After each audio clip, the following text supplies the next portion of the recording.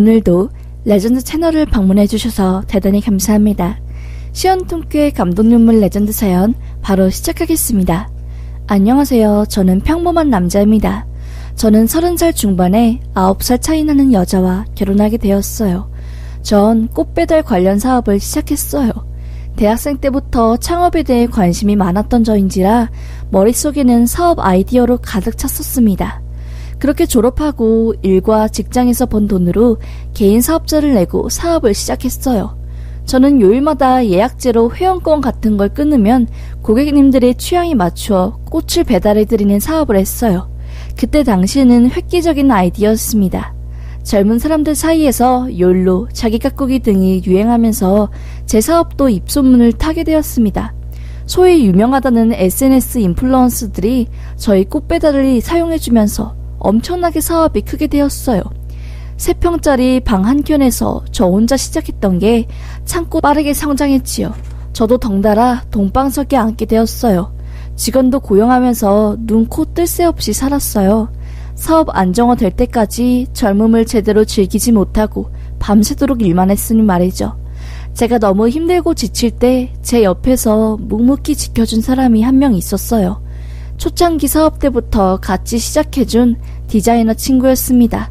웹 디자인, 상품 디자인 등등 고등학교 졸업하자마자 디자인 관련으로 바로 취업했다가 두 번째 회사로 제 사업체에 들어온 친구였는데 참 착하고 월급도 높지 않은데 착실히 일해준 친구였어요.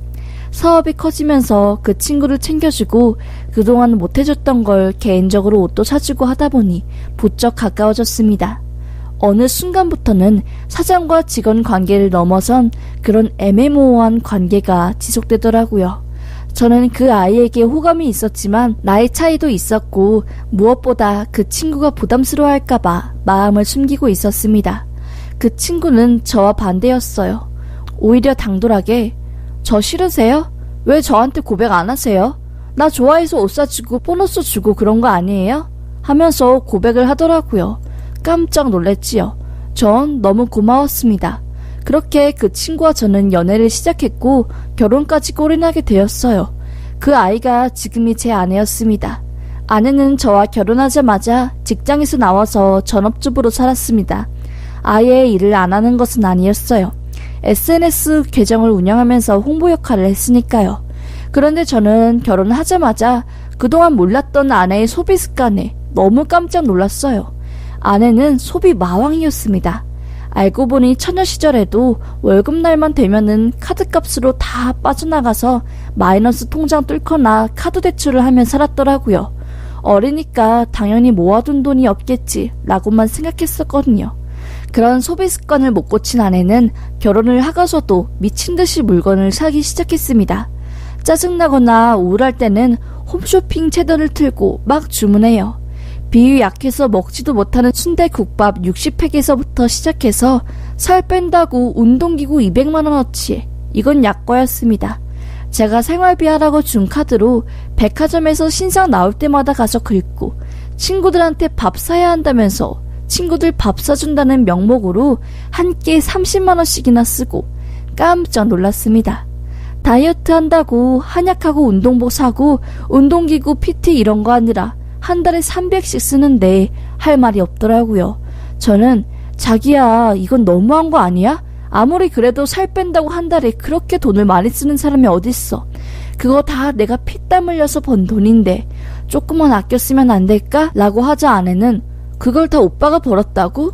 아니 오빠 말은 바로 해야지. 솔직히 내가 SNS 계정 잘 운영해서 매출 올라간 것도 팩트고 회사 월급도 겨우 주는 시절부터 내가 버티면서 회사 성장시켰는데 번 만큼 써야지 또 버는 거 아니야? 돈 왜 버는데? 맛있는 거 먹고 풍족한 삶 사려고 하는 거 아니야? 돈 관련해서 나한테 간섭하지 마. 나도 어느 정도 회사 성장에 기여했어. 그리고 내 친구들은 내 남편 잘 나가는 사업가로 알고 있는데 내가 돈 안 쓰고 아끼면 내 체면이 어떻겠어? 라고 하더라고요. 듣고 보니 맞는 말인 것 같긴 하다만 반박도 못하고 그냥 깨갱하고 마누라 알아서 하라 했지요. 그냥 반포기 상태로 가정의 평화를 위해 참고 살았습니다. 날이 갈수록 마누라의 씀씀이는 커져갔지요. 일 갔다 오면 매일 현관 앞에는 마누라가 시킨 택배 상자들이 제 키높이만큼 쌓여 있었습니다. 바쁘고 싸우기 싫다는 핑계로 저는 참고 살았지요.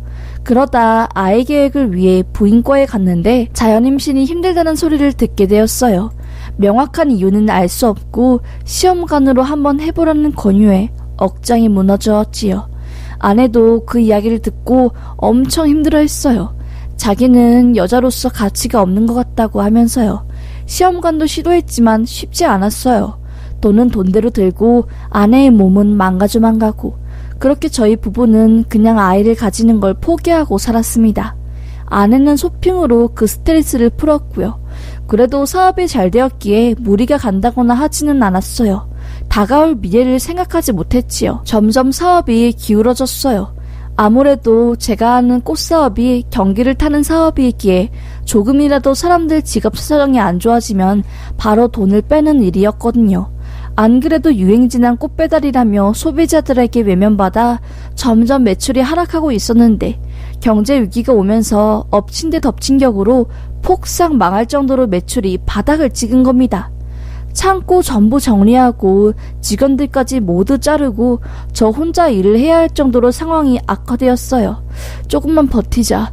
금융위기 좀 괜찮아지면 살아날 거야 하면서 집 담보로 대출받고 은행에서 돈 끌어모을 수 있는 건 다 끌어모아서 집어넣었는데 결국 한번 기울어지자 걷잡을 수가 없더라고요.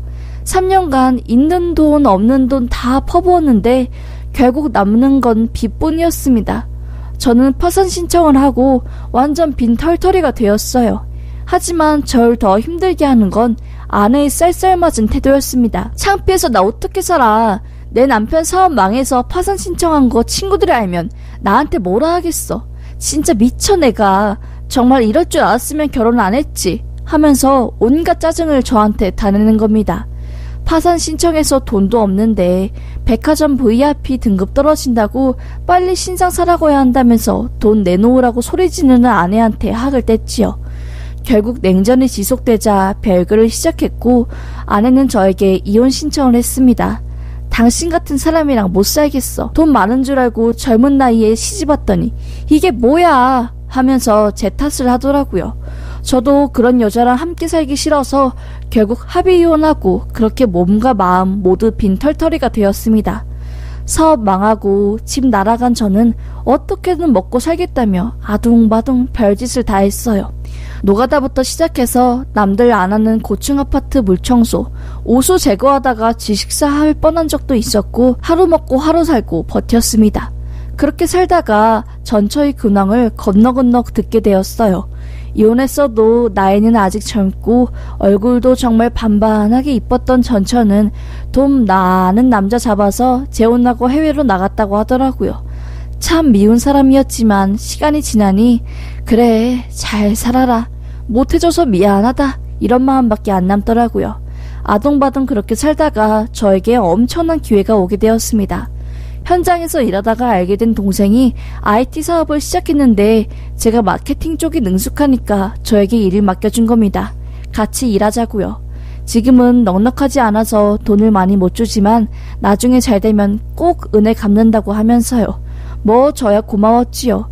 이런 나도 쓸모가 있구나 라는 생각에 오히려 제가 사장처럼 정말 열심히 마케팅하고 했습니다. 그러다가 개인 사업자에서 법인이 될 정도로 규모가 커진 겁니다.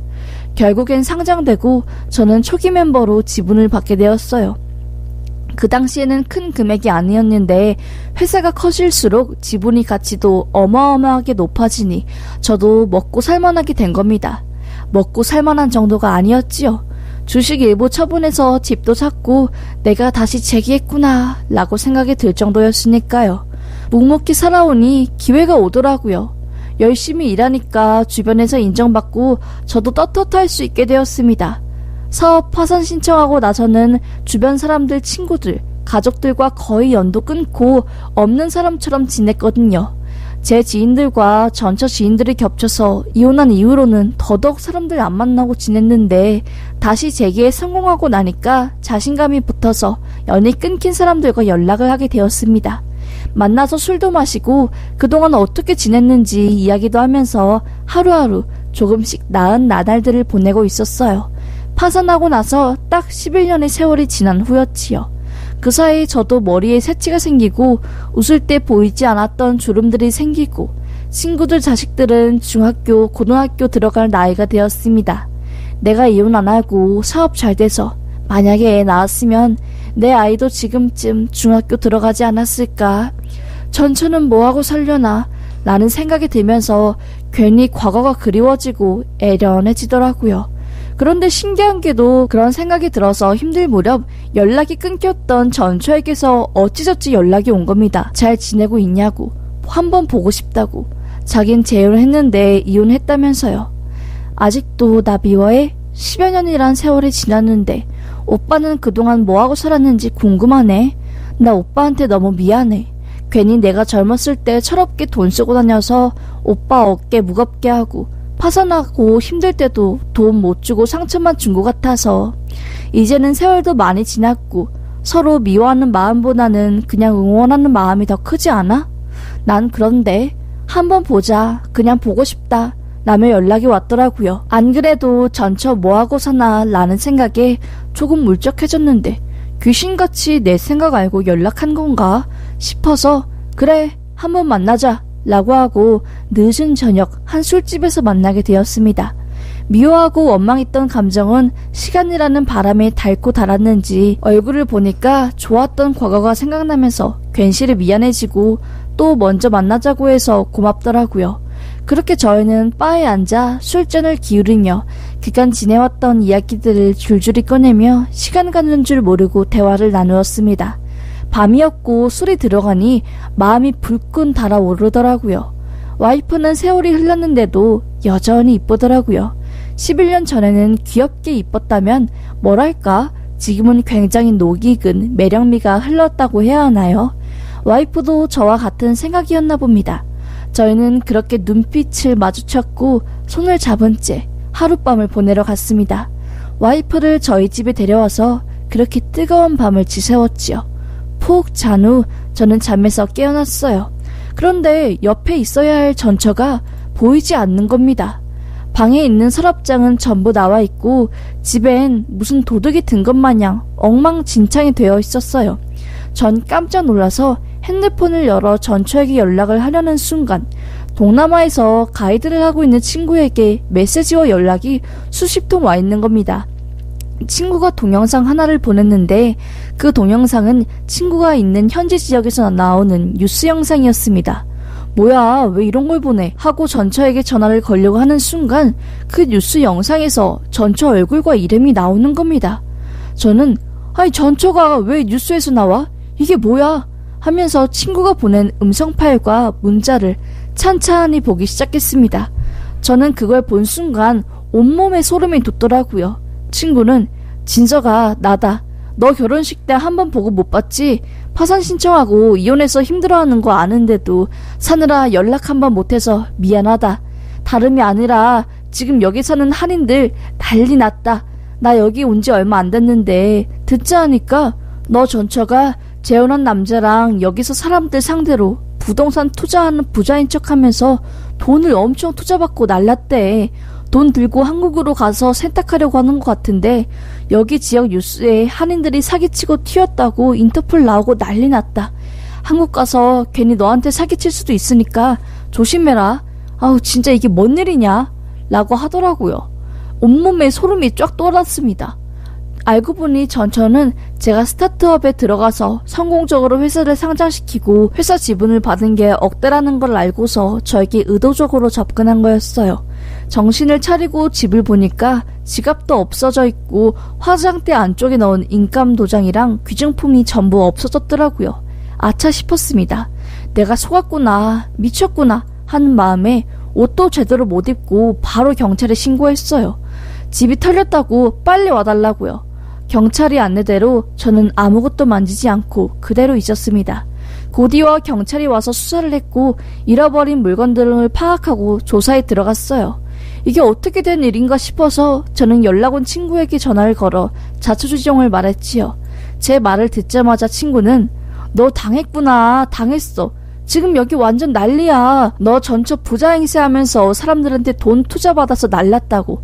이름도 나이도 전부 가짜였는데 내가 사진으로 얼굴 보자마자 바로 알았잖아. 너 전처인 거.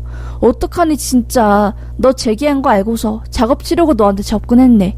하더라고요. 온몸에 소름이 쫙 돋았습니다. 차오르는 배신감에 밥도 못 먹고 거의 폐인처럼 지냈어요. 내가 또 속았구나. 외롭고 헛헛한 마음에 전처에게 통수를 당했구나 싶었습니다. 카드사에 전화를 걸어서 정보 정지하고 그랬지요. 그렇게 하루하루 지내던 중 전처와 그의 남편이 잡혔다는 소식이 들렸습니다. 저는 화가 나서 절대 선처 안 하겠다고 하면서 강력하게 처벌을 원한다고 탄원을 했고요.